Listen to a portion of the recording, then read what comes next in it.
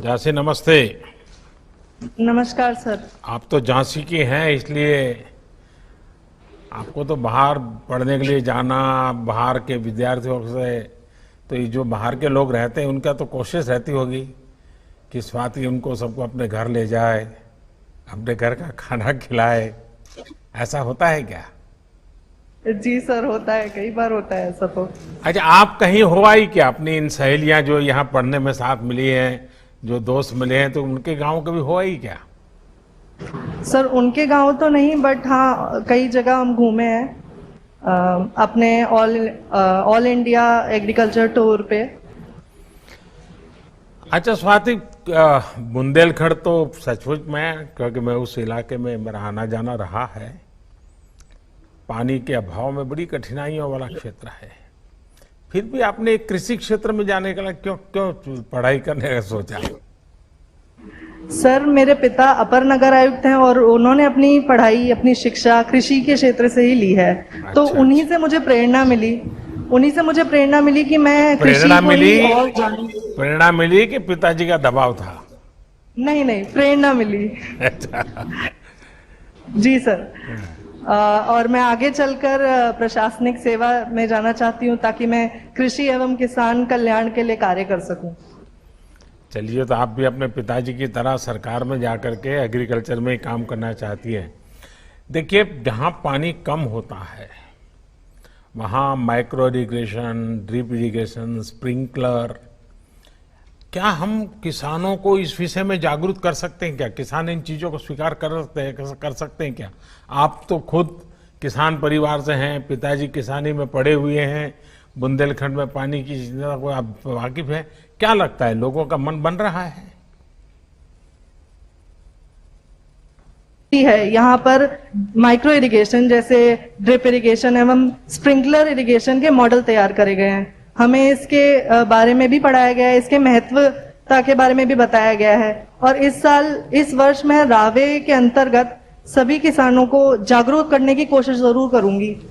आप किसानों को कैसे समझाते हो कि फ्लड इरिगेशन, ये पानी, किसान का स्वभाव है, खेत पानी से लबालब भरा हुआ हो, सारी फसल पानी में डूबी हुई, तब उसको लगता है कि हाँ अब कुछ पानी है।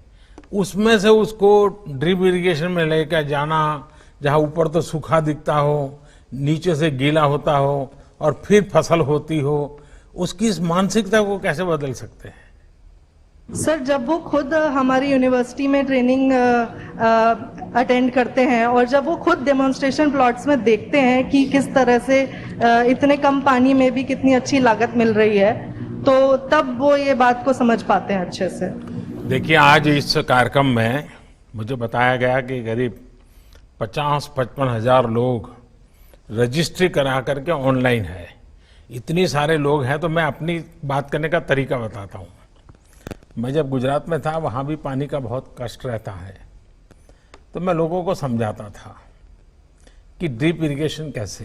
तो मैं कहता कि मान लीजिए घर में छोटा बालक है और न वेट बढ़ रहा है, न वो खिल उठता है, बड़ा मुरझाया हुआ दुबला पतला है, और हर माँ बाप चाहता है कि बेटा स्वस्थ हो, दौड़ता हो, हंसता खेलता हो, ऐसा बच्चा हो, और माँ बाप चाहेंगे।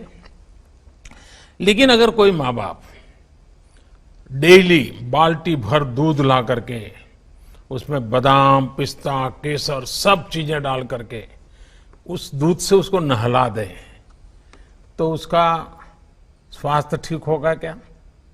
वो तंदुरुस्त होगा क्या? होगा क्या स्वाति? नो सर, नहीं होगा। लेकिन अगर समझदारी से एक एक चम्मच थोड़ा थोड़ा दूध पिला दे, तो कुछ महीनों के बाद बदलाव आएगा कि नहीं आएगा? तो जैसे बालक को दूध से नहलाने से स्वस्थ नहीं होता है, एक एक चम्मच दूध पिलाने से बदलाव की संभावना बनती है, ये फसल का भी ऐसा ही है। पानी से पूरा भर देने से जितना फायदा होता है, उससे ज्यादा बूंद बूंद पानी अगर उसके मिलती है तो फसल बहुत बढ़िया बनती है। ये बात बड़े सरल शब्दों में लोगों को समझानी चाहिए और पानी की रिसाइकलिंग हो, बरसात के पानी को कैसे जमीन के नीचे स्टोर किया जाए, इसके लिए जो आधुनिक और कम खर्च वाली तकनीक है उनके बारे में जानकारी सामान्य जन तक पहुंचाना जरूरी है। अगर आप इजराइल की वेबसाइटें देखेंगे वहां के एग्रीकल्चर की, बुंदेलखंड को वहां के कई मॉडल काम आ सकते हैं। तो मैं चाहूंगा कि आप पढ़ लिख करके इसी इलाके में कृषि क्षेत्र में काम करने जा रही हो तो जरूर आपका ज्ञान और आपका अनुभव और आपके पिताजी के आशीर्वाद जरूर इस क्षेत्र के किसानों की स्थिति को बदलेंगे, कृषि की स्थिति को बदलेंगे। मेरी बहुत शुभकामनाएं हैं सर।